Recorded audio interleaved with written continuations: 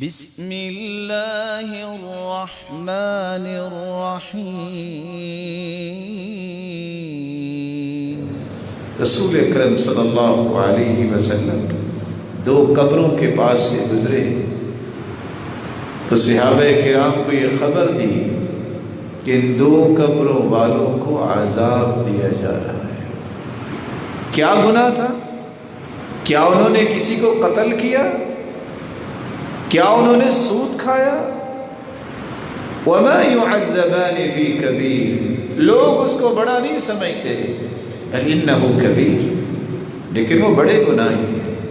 أَمَّا أَحَدُهُمَا فَكَانَ لَا يَسْتَتِرُ مِنْ بَوْلِهِ، ایک کا گناہ یہ تھا کہ وہ پیشاب کے چھینٹوں سے پرہیز نہیں کرتا تھا۔ وَأَمَّا الْآخَرُ فَكَانَ يَمْشِي بِالنَّمِيمَةِ، اور دوسرا شخص چغل خور تھا، ادھر کی بات اٹھائی ادھر بیان کی اور دونوں میں لڑائی کروا دی۔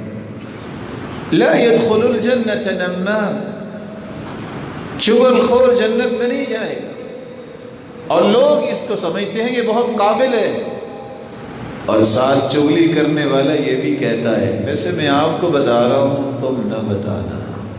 حسن بصری کہا کرتے تھے من نم الیک نم علیک، جو تیرے پاس کسی کی چغلی کر رہا ہے وہ تیری کسی اور کے پاس بھی جا کے کرے۔